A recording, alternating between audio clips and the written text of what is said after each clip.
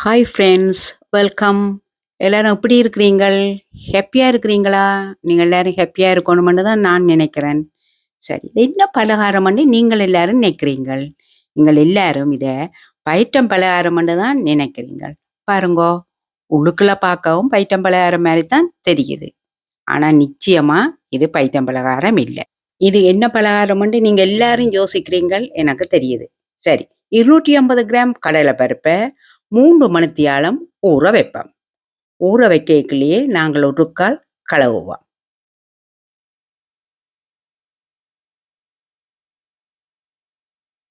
இப்போ எங்கட கடலை பருப்பு ஊறிட்டுது.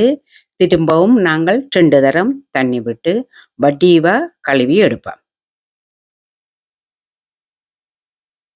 தண்ணி அப்படியே வார வச்சு போட்டு ப்ரெஷர் குக்கரில் அவிய போடுவோம்.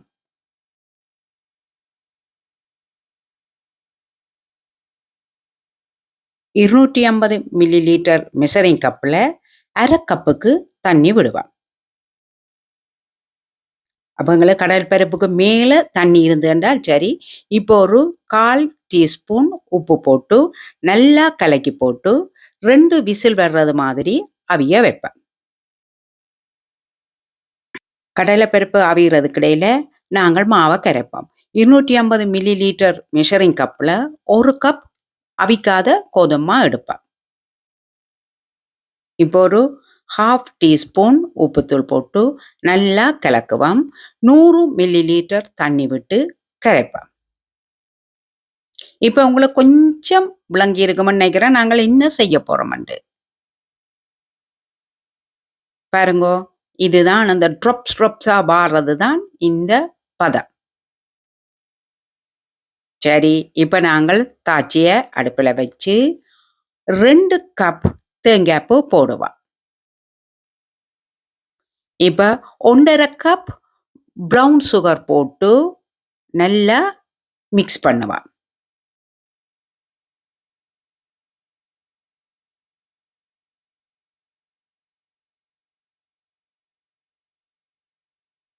ஒரு தண்ணி ஒன்றும் நாங்கள் விட தேவையில்லை. என்னென்னு சொன்னால் சீனி உருகி எங்களுக்கு தண்ணி பதம் வரும்.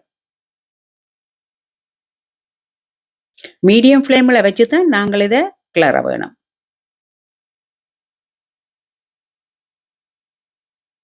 இப்போ உங்களுக்கு யாரு கண்டாலும் நாங்கள் என்ன பலகாரம் செய்ய போறோம்னு தெரியுதா?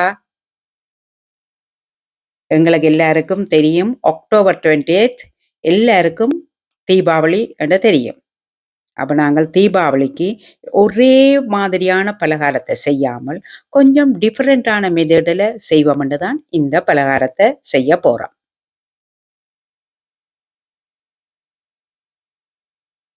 கைவிடாமல் நல்லா கிளறணும்.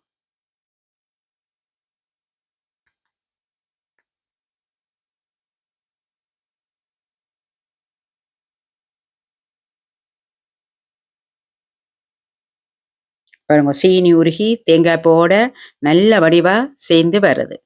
நீங்க விரும்பினா ஒயிட் சுகரும் போடலாம், வெல்லம் கூட போடலாம்.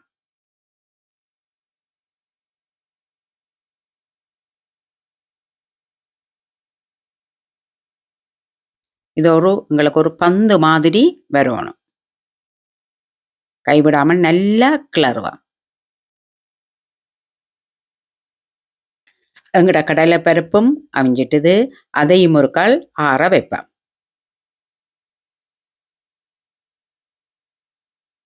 இப்போ ஆறின கடலை பருப்பை இதுக்குள்ள போட்டு நல்லா மசிச்சு கிளறுவா.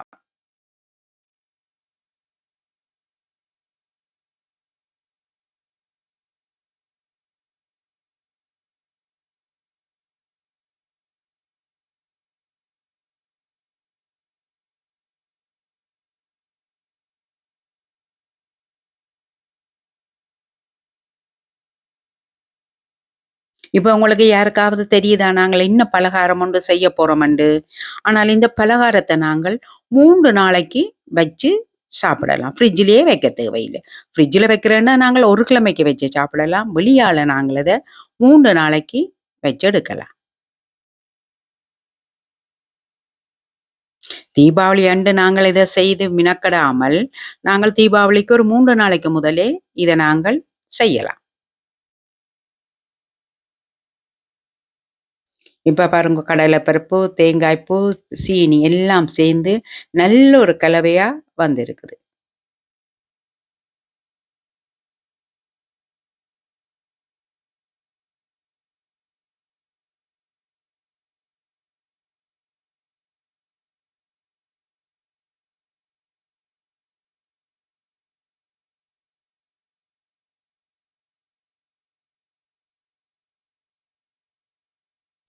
இப்ப நாங்க லோ ஃப்ளேம்ல வச்சு தான் இதை கிளறணும்.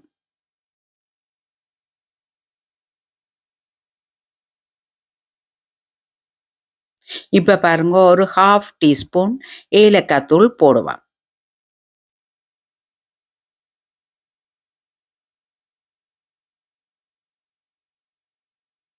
இப்ப அதை நல்லா போட்டு கிளறுவோம்.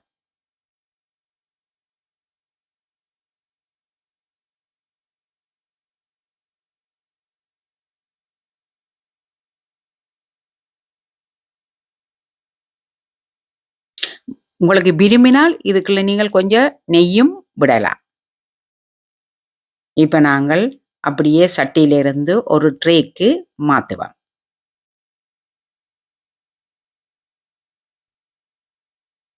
கொஞ்சம் ஆறணும்னு இப்படி சின்ன சின்ன உருண்டைகளா ஆக்குவோம். இப்ப உங்களுக்கு யாருக்காவது தெரியுதா நாங்கள் என்ன செய்ய போறோம்னு சொல்லி? சரி, என்ன ஒரு கொஞ்ச நேரம் இருந்து பாருங்க என்ன செய்யறோம்னு.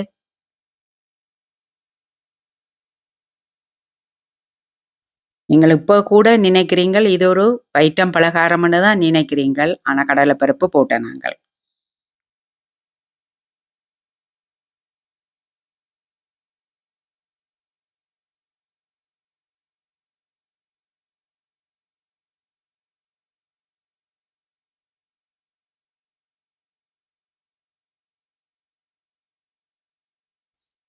நாங்கள் இப்பதான் கரைச்சு வச்ச இந்த மாவுக்கு மஞ்சள் தூள் போட போறோம். ஏன் நாங்க முதல் மஞ்சள் தூள் போட இல்லை என்றால் மஞ்சள் கலர் மாறிடும். கண்ண நேரம் கடலைப்பருப்பு அவிஞ்சு எல்லாம் செய்ய மாறிடுமல்லோ. அப்ப உடனே நாங்கள் மஞ்சள் போடைகள் நல்ல வடிவான எக்ஜலோவா இருக்கும் எங்கட பலகாரம்.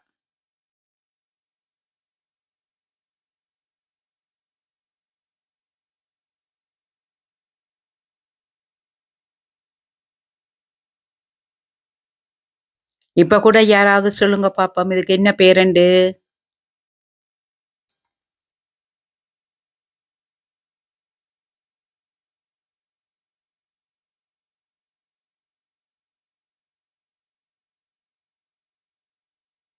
இப்படி இருக்கு.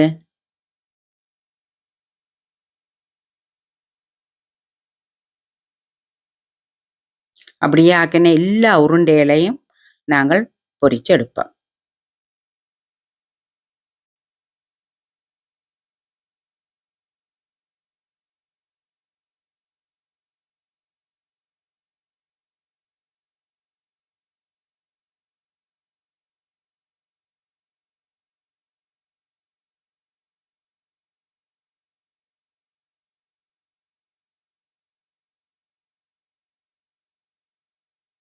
இப்ப கூட கன பேர் யோசிச்சு கொண்டு இருக்கிறீங்கள், இது என்னவா இருக்கும் என்னவா இருக்குமெண்டு. சரி, இப்ப நான் சொல்றேன். இதுதான் எங்கட சுசியம். ஒரு வித்தியாசமான ரெசிபியில செய்த சுசியம். பாருங்க, 250 கிராம் கடலைப்பருப்புல இவ்வளவு சுசியம் வந்திருக்கண்டு. உங்களுக்கு எல்லாருக்கும் கொஞ்சம் யோசிக்க வைக்கணும்னு தான் இப்படி சின்ன சைஸ்ல இந்த சுசியம் செய்தது. நீங்க உங்களுக்கு விருப்பம் என்று சொன்னால் உங்களுக்கு ஏற்ற சைஸ்ல நீங்கள் செய்து கொள்ளலாம். இதை நீங்க சாப்பிட்டு பார்த்தீங்கள் என்றால் சுசியம் என்றால் இப்படித்தான் இருக்கும் என்று சொல்லி நீங்கள் நெட்டுகளும் செய்வீங்கள். என்னோட ரெசிபி உங்களுக்கு பிடிச்சிருந்தால் நீங்களும் ஒரு கால் செய்து பாருங்க. தீபாவளிக்கு என்ன நாள் இருக்குதானே. என்னோட இந்த ரெசிபி பிடிச்சிருந்தா லைக் பண்ணுங்க, ஷேர் பண்ணுங்க, சப்ஸ்கிரைப் பண்ணாதவங்கள் சப்ஸ்கிரைப் பண்ணுங்க. மீண்டும் வேறொரு வீடியோவில் சந்திக்கும் வரை என்றும் உங்கள் பருத்தியூர் தவா.